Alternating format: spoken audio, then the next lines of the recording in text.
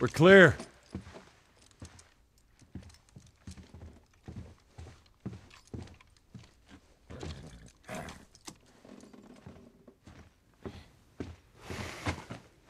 You want a hand up? I got it.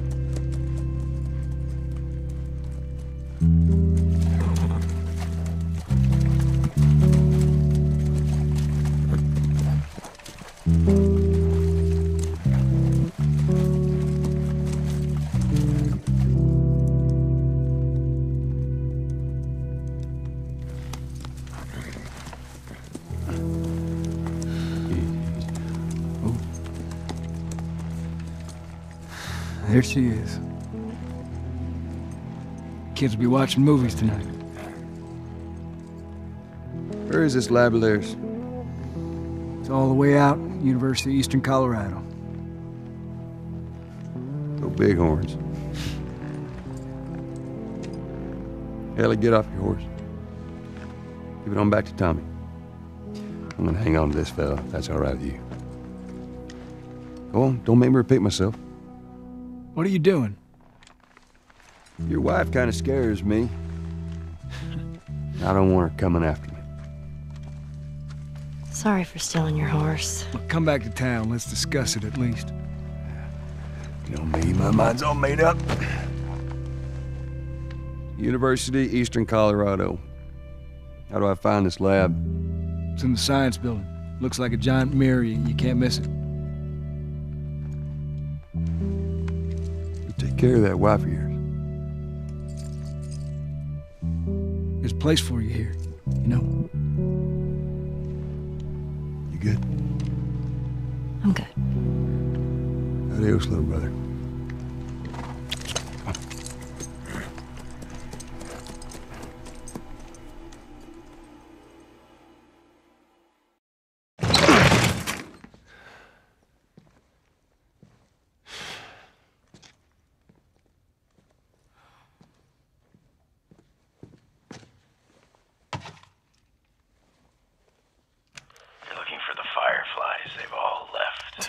Yeah, no shit. I'm dead. Or I will be soon. Got me some time to reflect. Been years that felt like we were... The fucking thing was a giant waste of time. I'm not gonna do this anymore. Come on. Looking for the others. They've all returned to St. Mary's Hospital in Salt Lake City. You'll find them there. Still trying to save the world. Good luck with that. Do you know where that is? I know the city. Is it far? It ain't close. I mean, on horseback. What? The fireflies? Get down! Oh!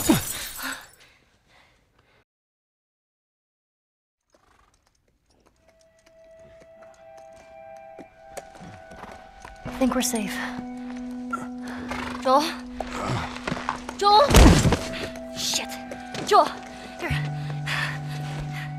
Oh, get up, get up, get up. You gotta tell me what to do. Come on. You gotta get up. Joel?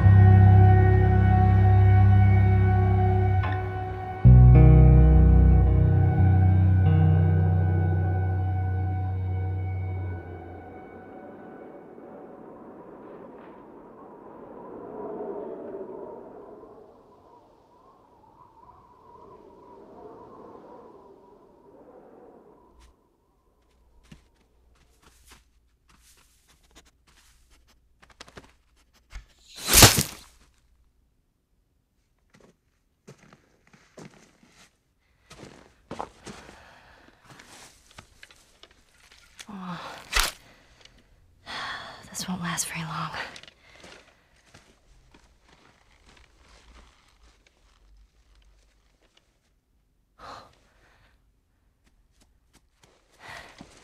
You'll just startle it.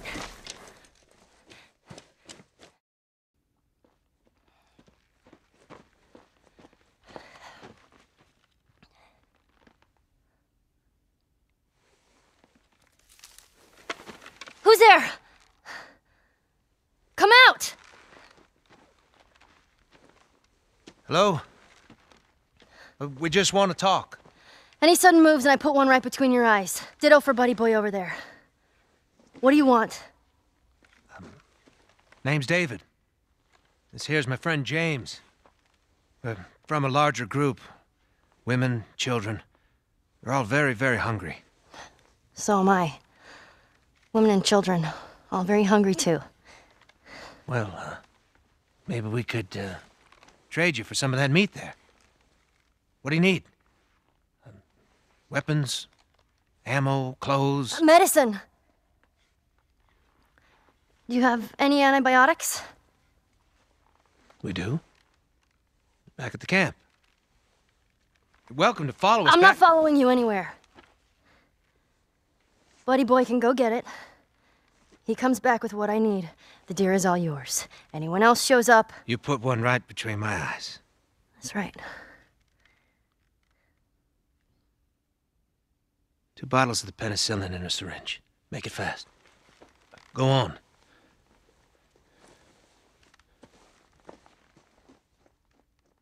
I'll take that rifle.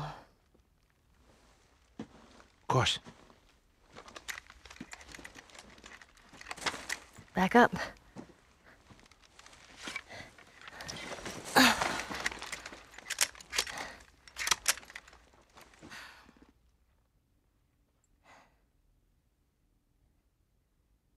He's probably gonna be a while.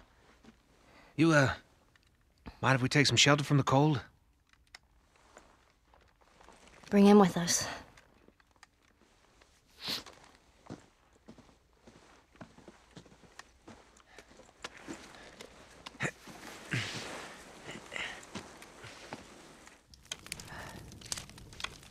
There.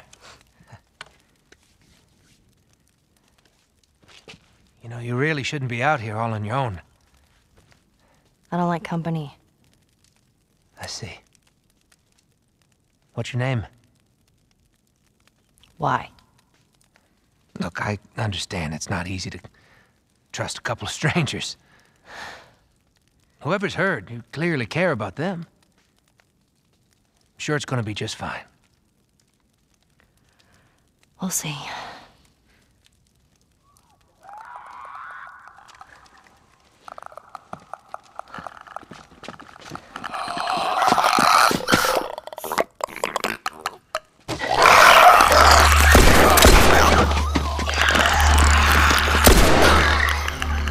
You had another gun? Sorry. Hey, I'd really like my rifle back now. No, you have your pistol. Hope you know how to use that thing. I've had some practice. Well, you handled yourself pretty nice back there. Whew. I'd say we make a pretty good team. We got lucky. Lucky? No. No such thing as luck. Now, you see, I believe that everything happens for a reason. Sure. I do. And I can prove it to you. Now, this winter, that's been especially cruel. A few weeks back, I sent a group of men out to a nearby town to look for food. Only a few came back. They said that the others had been slaughtered by a crazy man. And get this, he's a crazy man traveling with a little girl. You see, everything happens for a reason. Don't get upset. It's not your fault. You're just a kid. James, lower the gun. No way, David. I'm not gonna let her go. Lower the gun.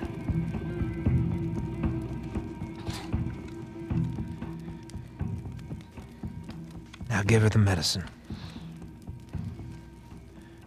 The others won't be happy about this. Yeah, well, that's not your concern.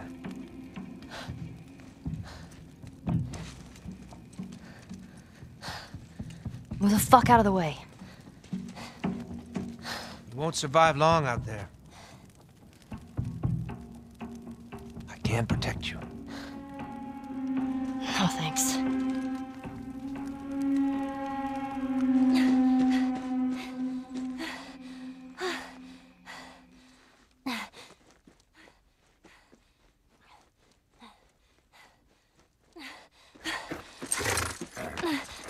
Let's get out of here.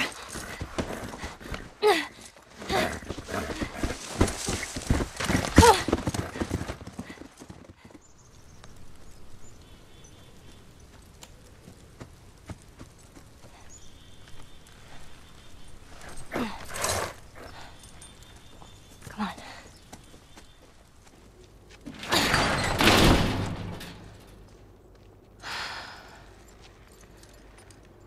Okay.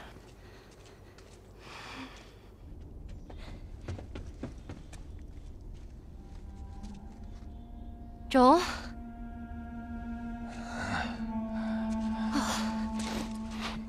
I only managed to get a little bit of food. But I did get this.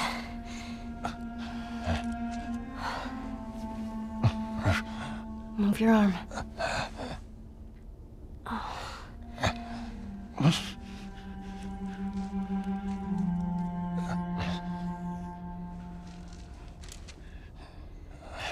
Here we go.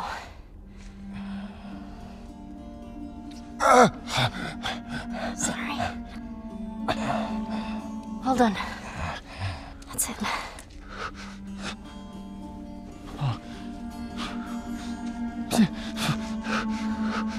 You're gonna make it.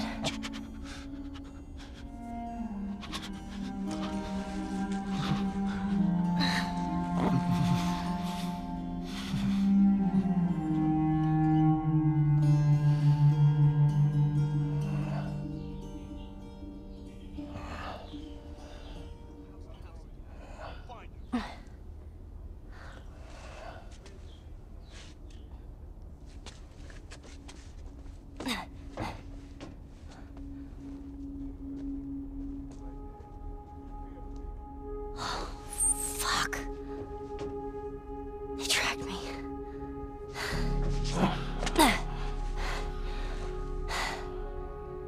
I'm gonna draw them away from here. I'll come back for you.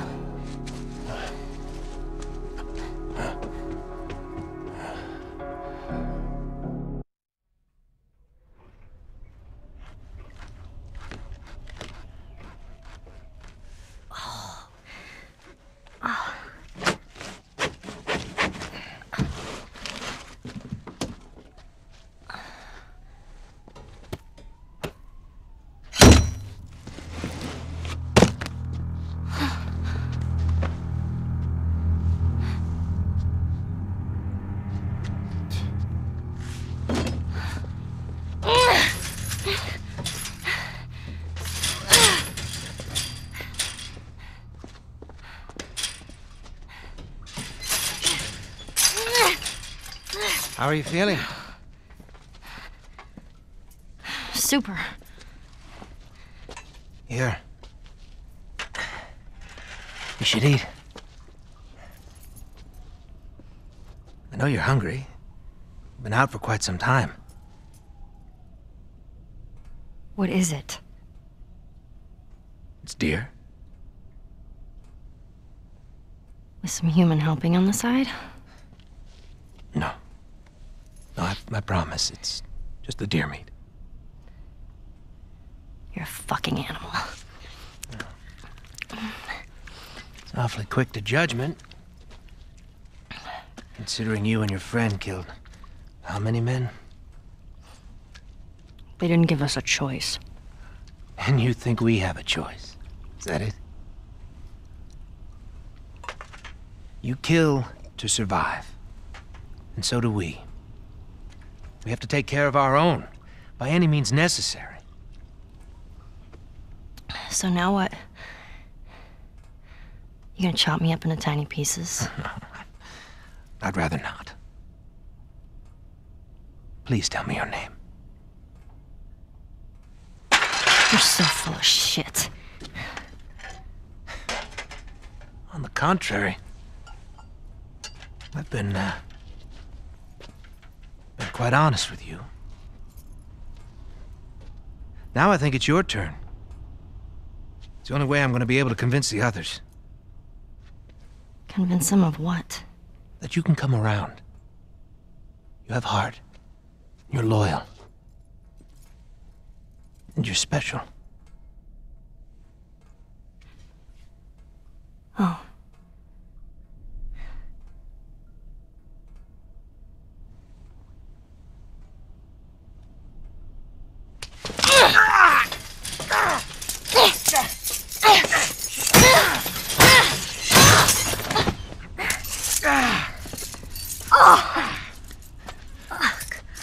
You stupid little girl.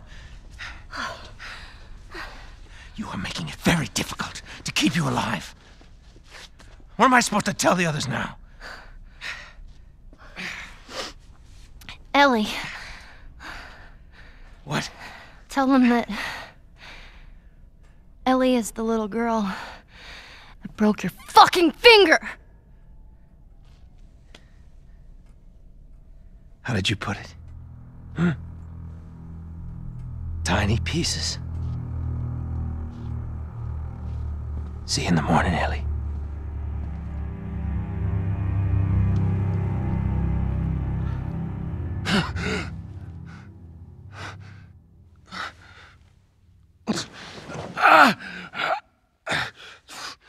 Ellie.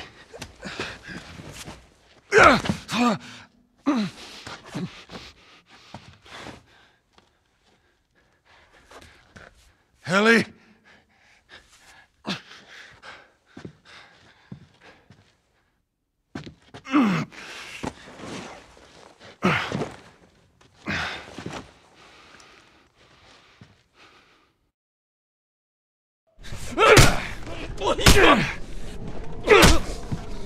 What the? You wait here. Now, the girl. Is she alive? What girl? I don't know no girl. Fuck! Focus right here, right here. I'll pop your goddamn knee off. The girl. She's alive. She's David's newest pet. Where? In the town. In the town. Now you're gonna mark it on the map. And it better be the same exact spot your buddy points to. Mark it. It's right there. You can verify it. Go ask him. Go on. I tell you, I ain't lying. I ain't.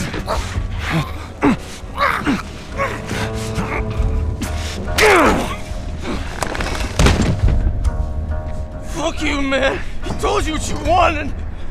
I ain't telling you shit. That's all right. I believe him. No, wait! Wakey, wakey. Come on. Let's go! Stop!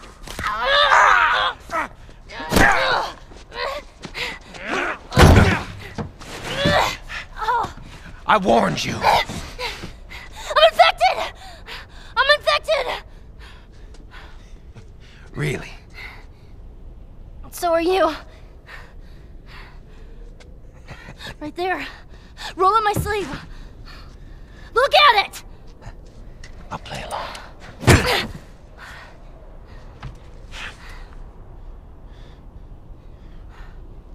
What'd you say? Everything happens for a reason, right? What the hell is that? She would have turned by now. It can't be real. Looks pretty fucking real to me.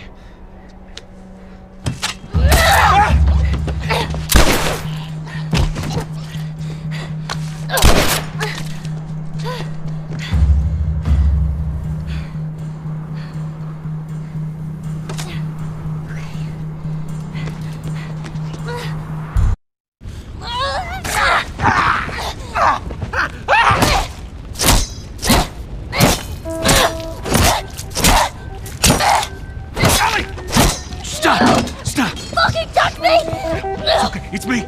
It's me. It's me. Look. It's me. He tried to... Oh, baby girl. It's okay. It's okay. No. It's okay.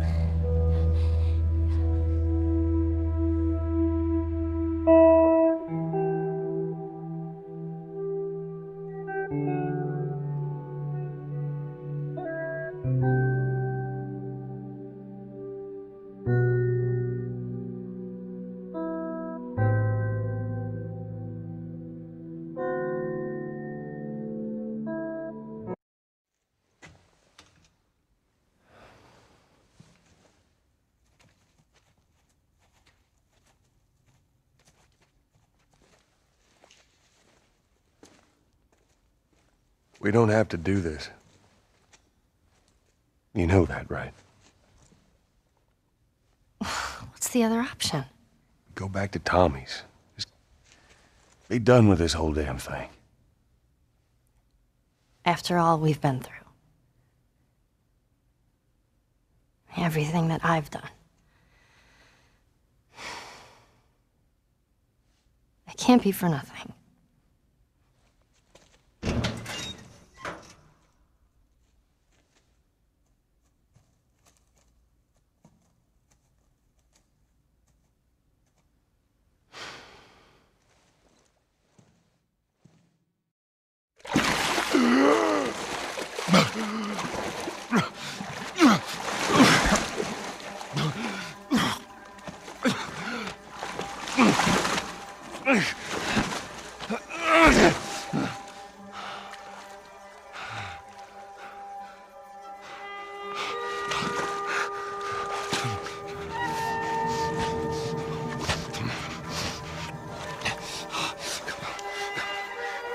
Hands in the air! She's not breathing. Hands in the fucking air! Come on.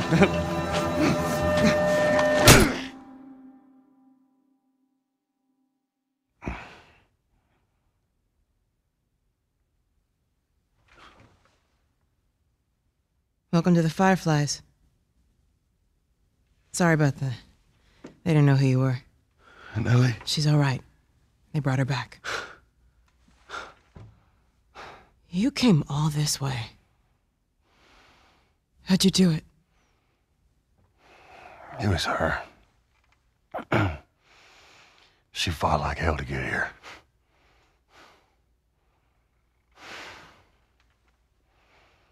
Maybe it was meant to be.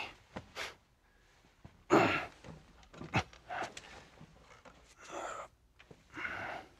lost most of my crew crossing the country. I pretty much lost everything. And then you show up, and somehow we find you just in time to save her. Maybe it was meant to be.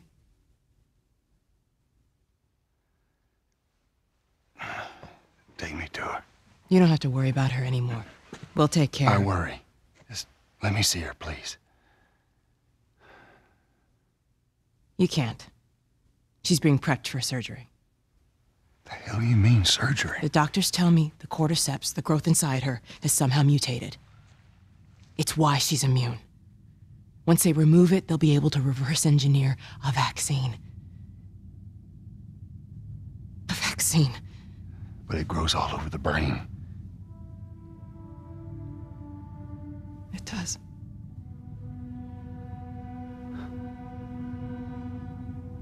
Find someone else. There is no one else. Listen, you were gonna show me where she... Stop. I get it. But whatever it is you think you're going through right now is nothing to what I have been through. I knew her since she was born. I promised her mother I would look after her. Then why are you letting this happen? Because this isn't about me, or even her. There is no other choice here.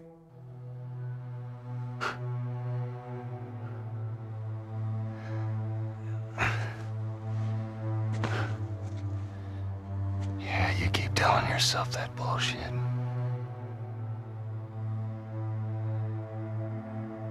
March him out of here. He tries anything, shoot him. Don't waste this gift.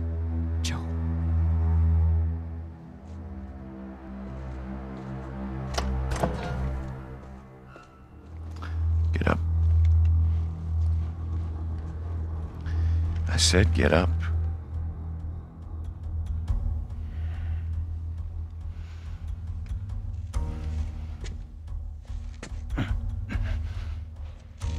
Go on. Move.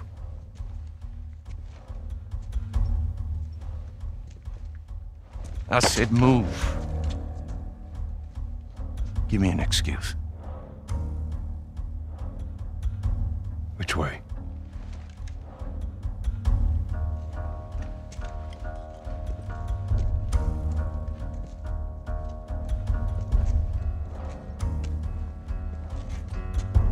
What the fuck are you doing? Keep walking. I said keep walking. Where was the operating room? I ain't got time for this. Where? Where?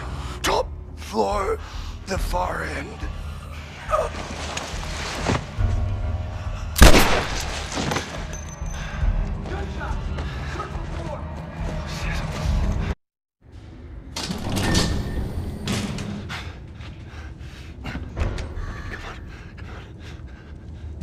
You can't save her.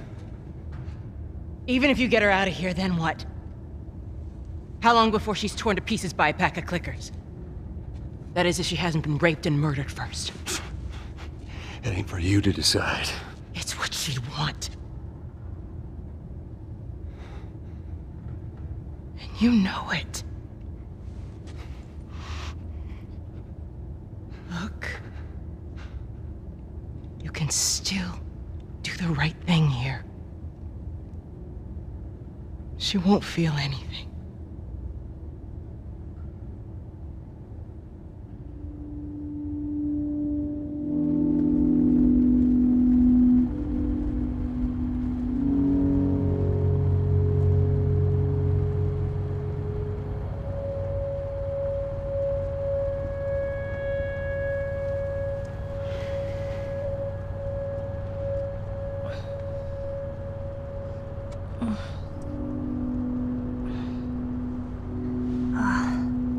What the hell am I wearing? Just take it easy. Drugs are still wearing off. What happened?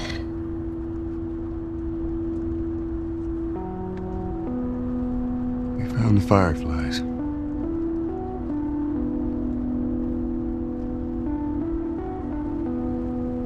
Turns out there's a whole lot more like you, Ellie. People that are immune. There's dozens, actually. Ain't done them a damn bit of good, neither.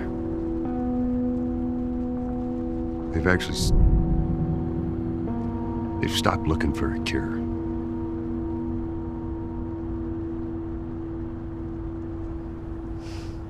I'm taking us home.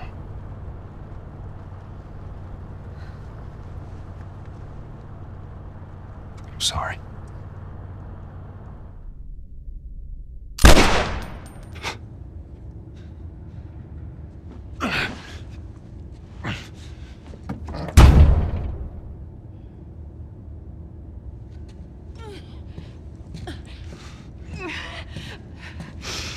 Wait! Let me go. Please. You just come after her.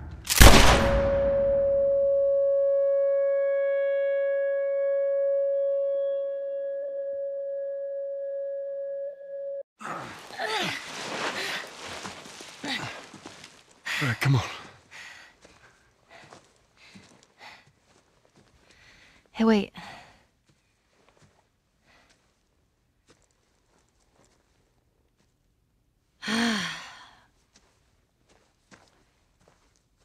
Back in Boston, back when I was bitten, I wasn't alone.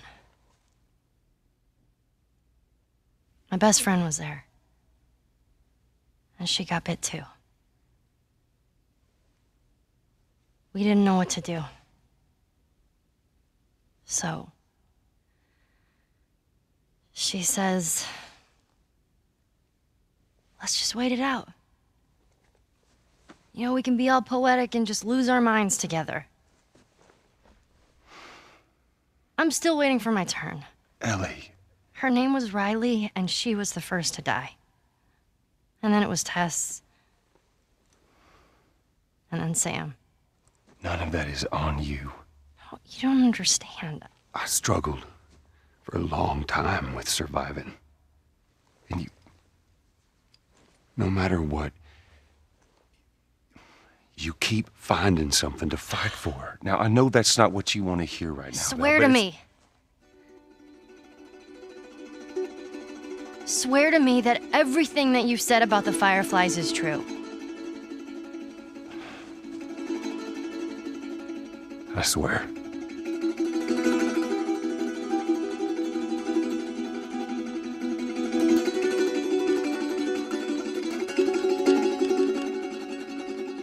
Okay.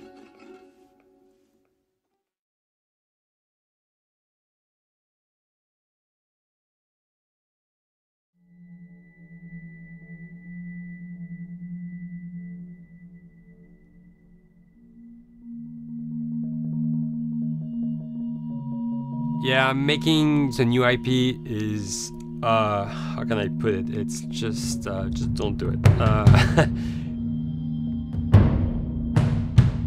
It's insane. I mean, it's a very difficult process. You have more questions than you have answers, especially when you come from like, you've been making Uncharted 1 and Uncharted 2, just kind of like, now like things are going, you just kind of like good momentum, and then suddenly that momentum like just drops, it stops. It's a very challenging process to create a new IP, and you're gonna fail over and over again, but that's what it takes. New IPs are really hard. They're hard because you don't know what's fun yet. You're building new tech, new AI, establishing new characters, new art, all this. You don't get that controller in your hand for like 6 months to a year. You don't know what it is yet. I remember like ages ago coming on the project and what are the infected gonna do? Like, what are they gonna do? They're gonna behave like this. I'm like, okay, we're like trying to imagine what's gonna happen. Fast forward like 4 months, they don't do that at all. No. Because it didn't work, right? It's hard mode, right? Like, it's game development on expert. There's a big thing about making a game, right? Which is a game has to be fun. You get your first build where everything's working. You got player mechanics. You can walk around the world. You can shoot. You can melee attack people. You've got the AI in there. They're very intelligent, very difficult, and it's totally not fun because they snuck up behind you and murdered you in a second, and there was no way to figure out what was going on. We're making a game, by the way. Hey, James.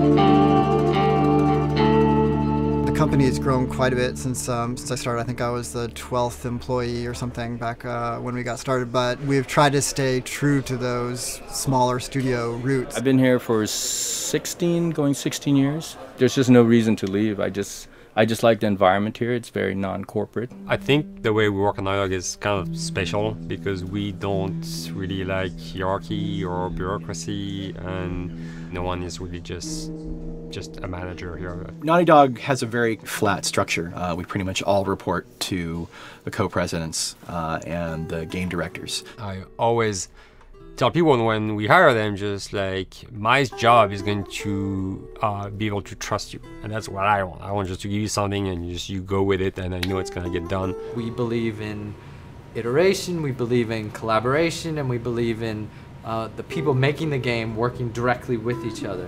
When we have designers and artists, animators all mixed up, anybody that's working on the same tasks, the same characters, the same areas, put them next to each other so they can communicate a lot better. We don't have a lot of meetings because if you need something to get done, you just walk over and you talk, and then you go back to your desk and you finish it up.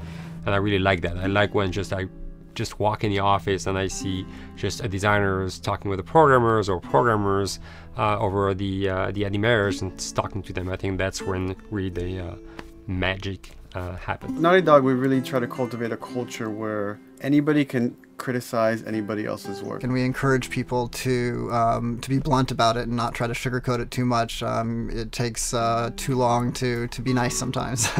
It's not personal. It's based on more like how can we make a better game. We want everybody to have a voice. We want to cut out all the bullshit if we can, making sure that people are making decisions not based on ego, but what is going to benefit the game. When you see that people trust your opinion and that they value it, it's such a great feeling. You really feel like you're working as a team on a collaborative effort. We want to sort of remember where we came from and you know why we were successful then, and try to continue that success now. We make games. That's what we like to do. Back when Uncharted 2 wrapped up and we decided that we were going to build this second team and create a new project, we kicked around a lot of ideas. One of the very earliest ideas was to go back to Jak and Daxter. It's really near and dear to us. We really love those characters in that universe, and we think that there are some interesting stories still to be told there. We started to realize that it was not going to do justice to the franchise that the fans had fallen in love with. It would be shifting it so far in a new direction that we felt that effort would be more justified in developing a new IP. Neil and Bruce came to Christoph and I and said they wanted to do a post-apocalyptic game. I think the core essence of what they wanted to do, though, was to try to tell a story about two people and how their relationship evolved over the course of the entire game. That potential, oh wow, there is something very special about that game.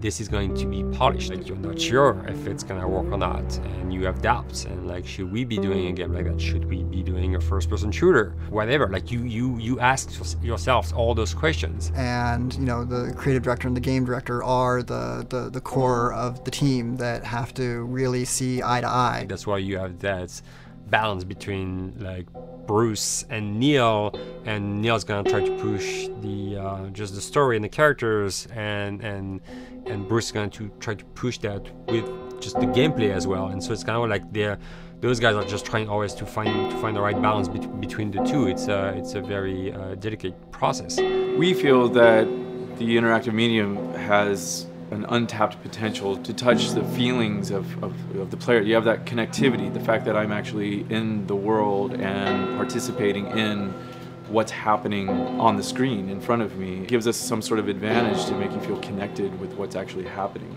At Naughty Dog, that's what we're trying to do, is pair story and gameplay together.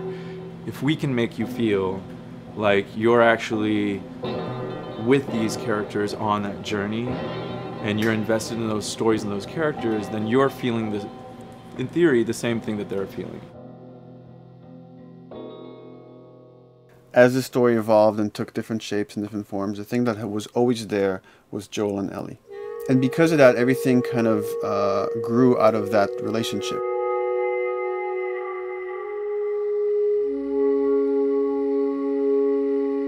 We've seen kind of that role of the anti-hero change, especially over the last 3 to 5 years, to where before it was like, the thick-neck mercenary kind of guy. For this game specifically, for this story, we needed something new.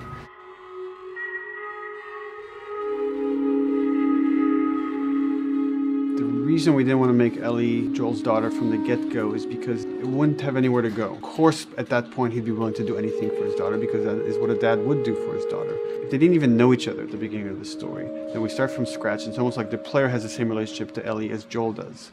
And we could take our time to build that relationship between these characters. And if we do it right, then the player will be feeling that same growth that Joel does. And we're kind of mirroring that emotional relationship between the two.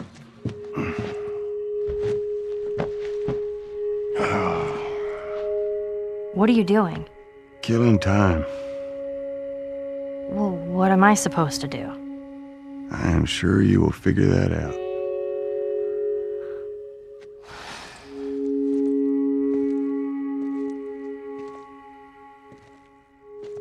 Your watch is broken. It's exciting that Neil wrote something like this, where he's like, I don't want to make the stereotypical characters. I want to make real people in this crazy situation and these forced to make decisions that are really tough. Like, what would we be like in those situations? I mean, we weren't consciously trying to pick male or female for characters. You just try to pick characters and just be honest with who they are. It almost doesn't matter, right? Joel's daughter could have been Joel's son. Ellie could have been a boy, and Joel might have been Tess. You could have swapped those roles, and I think the story would have still worked. The focus on female strength, it's so unique. You get to see what's so powerful about a woman through all of these female characters, which makes this game wonderful and unique. There's a crew of Fireflies that'll meet you at the Capitol building. That's not exactly close. You're capable. You hand her off, come back, the weapons are yours. Double what Robert sold me. Speaking of which, where are they? Back in our camp. We're not smuggling shit until I see them. I want Joel to watch over her. Whoa, I don't think that's the I'm not best Ellie. idea. Him?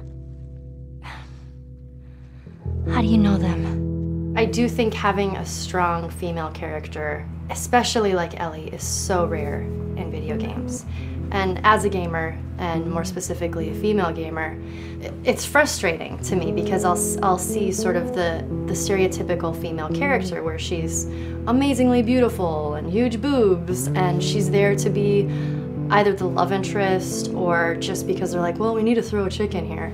We've seen the strong woman or we've seen the weak woman. We haven't necessarily seen the empowered woman from this kind of standpoint. And there's that beautiful scene where Joel finds her inside the house and she's reading through this girl's journal going, is this really what they used to worry about? What shirt do I wear and what boy am I gonna go out with? You know, and to be met with those first world problems that we deal with every day and go, how trivial is all of this? I think it's gonna resonate a lot, not just with, you know, a female audience, but with a male audience as well. The thing that was intriguing to me after the fact is knowing that we're kind of creating a female action hero in a way, and this is her origin story with Ellie. To sort of be such a strong female character that is completely normal looking, regular t-shirt and jeans, and she's 14 and she is still a total badass, is really exciting to be a part of that. There's so few non-sexualized women in video games, especially in the main role, that we were kind of proud that we were creating one. It's very complex, and without the players knowing it, she becomes the protagonist by the end of the story. And that's why she's in the front of the box, and that's why we've been promoting the two of them together so much. Who's there? It is a dual protagonist game, and yeah, I guess I get nervous to think about it in that way.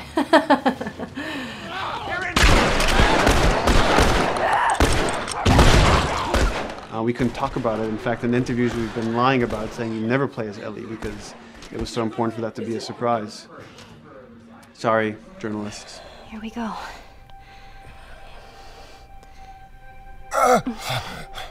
Sorry. Hold on. That's it. The tone of the game was set pretty early on that we knew that we wanted to make a really grounded story. We knew that we wanted to make the player feel the sense of tension and dread and go through the same emotional roller coaster that Joel and Ellie were going through. One of the things we kind of struggled with is to say, well, if we want to really ground this world and make it so like realistic, maybe we shouldn't have anything that could be perceived as a monster. Maybe like by just having an infection that just killed people, and it's all about humans and how they deal with this post-apocalyptic society and how different people decide to survive. Maybe that would be enough. And what we realize is because we're making an action game, a lot of the storytelling happens on the joystick. And once we remove the infected, it's like all of a sudden now we can't tell the story through gameplay of what happened to the world.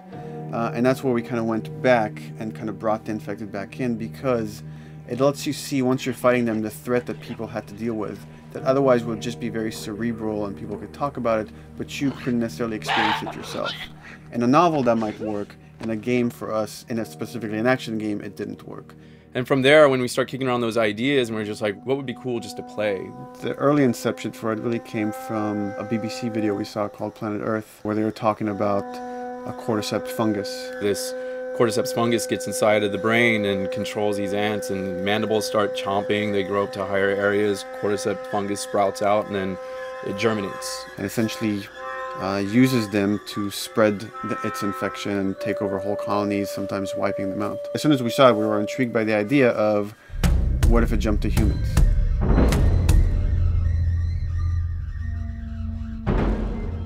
What would happen? How would people react? What would happen to society?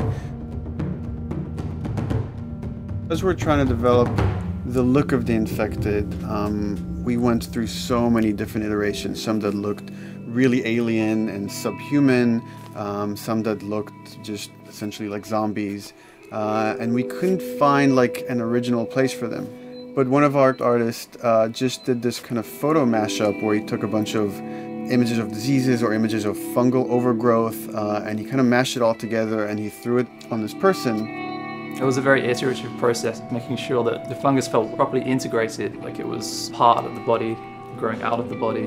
And not just fungus growing on the head, but it's tearing the face apart, cleft down the middle, this gaping maw of a mouth with the crooked teeth. And it's in great agony as its humanity and its brain is still somewhat functioning. Maybe you still have some human cognitive abilities or thought process back here. This isn't some decaying corpse on the ground. This is a living thing that's going to be coming after you in the world. The fungus is always the focal point. So you can see from a distance, oh, this guy's infected. I can tell straight away.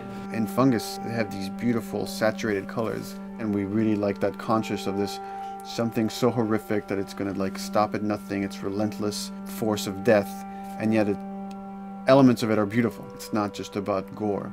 It's not just about everything about it being scary, because to us it's actually scarier when things on it are somewhat benign or somewhat beautiful.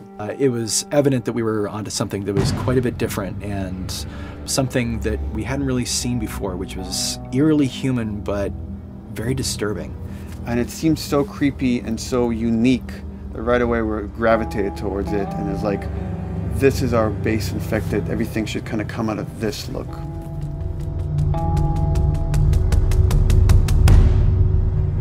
So once we had this idea of the face-splitting kind of look that eventually became what we called the clicker stage. We went to great lengths to create a full biological cycle for these things. So in the early stages, you don't actually see too many signs of the fungus surfacing out of the skin. It's kind of underneath it, like people have lumps starting to show. The eyes will be kind of cloudy or lopsided because the fungus kind of originates inside the head. That moves into the next phase, which is the clicking phase. And if they mess with the eyes, we end up saying, well, how do they get around? Oh, echolocation. And they use a form of echolocation to track down their enemies. Just like bats, or even some blind people can see by making a clicking sound, a sound that on its own wouldn't be very scary. And then to associate it with something that people in this world are very fearful of, so that as you're exploring an environment, all of a sudden you hear this click, and you're seeing everybody just get frightened, just everybody duck, everybody hushes. Great.